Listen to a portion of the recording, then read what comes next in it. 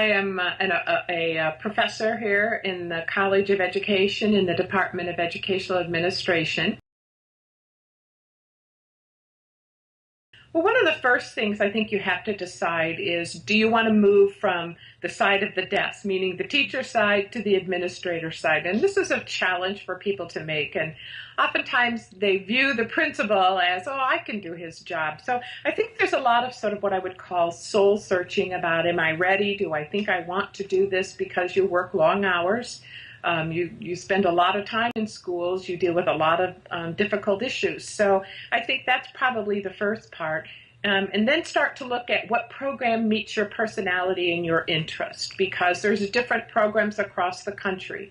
In this particular program here at Texas A&M, we really emphasize working with demographically diverse groups and how to improve instruction and also how to develop people in terms of diversity. So I think that's the strength of this program. But if you go to other programs, they might emphasize a research emphasis or an instructional practice, but that's what we do here at A&M. So, I think it's just sort of finding a search and finding a match. I think it's about, where you want to go, and do you want to do this locally? I think we have a fine program here, but some people may say, well, I'm not interested in that sort of focus, and so I'd like to go to another institution. So it's about, what your local program is. Most of the people we have that come here are mostly from local, but we do have some people who have come from around the country to participate in our program. So I think that's a piece. I think the costs. Do you want to go full-time, or do you want to go part-time, is the program online? Those kinds of issues that I think also are part of the decision-making. That's sort of what we see with our master's students here. We look at several things. I think the first thing we look to see is that as a teacher, have you had any leadership capacity? Have you been like a department chair? Have you seen a program area in your elementary? Have you had some administrative duties? And in fact, here at Texas A&M, we really strongly promote that you have at least 3 years of teaching prior to coming into the program or getting a master's, because the belief system is that to oversee teachers, you have to have been a teacher. Mm-hmm. And so that's a really strong emphasis for us to have here at A&M. But I understand it's pretty much across the country. But we look to see if you've had previous administrative experiences. If you're wanting to be like a superintendent, we look to see if you've been an assistant principal, a principal, that kind of area. Well, I think given the changes and certainly the focus on the role of the principal and what the role means in terms of improving instruction, it's gaining more and more visibility about needing to have better prepared individuals for that. And I think before, in the past, we looked at it as you just had to have a certain amount of skills, personality. And now we're saying, no, it's a lot more than that. It's much more needing knowledge base and about research and so on and so forth. So I think we've really tried to strengthen principals and their role and their leadership capacity to create a culture of achievement in schools. Well, there's several things. Obviously, just to be the principal, but there's also an area of what we would call district administrator. So you might be a curriculum specialist who works at a district office and oversees curriculum. You might be in the area of actually being a superintendent and running a school district. There's also this role that we're seeing more and more is a teacher leadership role, where we're asking teachers to develop leadership responsibilities for teams of teachers and department heads and so on and so forth. So it's very, very broad-based. I would say your capacity to work with groups and individuals and to be a good consensus builder. So much of your time is working with parent groups, teacher groups, student groups, so on and so forth. So I think that's one of the things is being able to build consensus across groups. I think the other piece is knowledge about instruction, teaching, and curriculum, and certainly what's happening at the national level in terms of dropout rates and dealing with those kinds of concerns and so forth. I think also they also have to have a pretty good knowledge about research. I think sometimes people don't believe in emphasizing that, but if you can't read journal articles and as a professional development you can't synthesize whether a program is effective or not, how would you know if this program is going to be useful for your school? The good stuff is being able to impact change and playing a really critical role in improving student outcomes.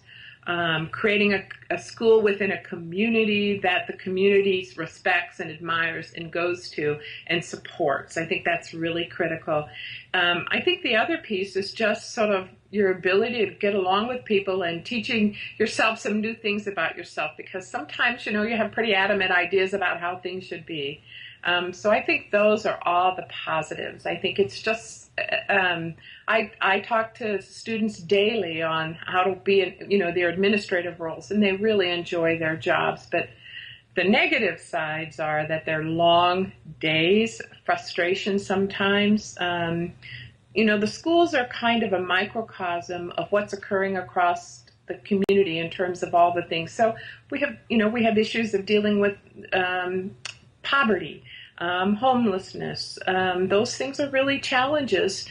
Trying to educate children when they don't come to school, they don't have food or a home or anything like that. So it's kind of a balancing act of trying to deal with all of those concerns. And those are the ones that can make you have a long day sometimes, I suspect. We have an EDD program and we have a PhD program. Typically, we find most people attend the EDD program because they want to be a school administrator in some capacity. But for the PhD program, we tend to emphasize a stronger research component. We require more in terms of some college teaching. We require that you have a stronger development in research courses and context. So that's what we did, is really to define the differences, because we don't want you to be prepared as a professor when you're going into a school. And if you're going into a school, how do you deal as a professor in terms of writing in articles and things like that? So I think that was one of the things we made a split on. We've recently felt we needed to do more with our master's program. We're in an element of competition, so we're finding local universities here have online programs. So we have just recently developed an online program. We have a master's program here, but we also want to do something online.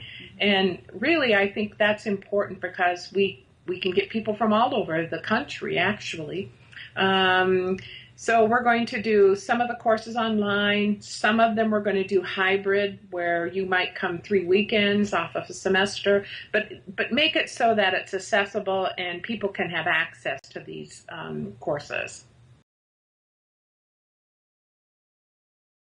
I would say the concern we have is teacher quality and developing teachers. Oftentimes, we just expect teachers come and they're prepared. So I think we look at administrators working with teachers and preparing them to come to a context that may not be like their student teaching arena.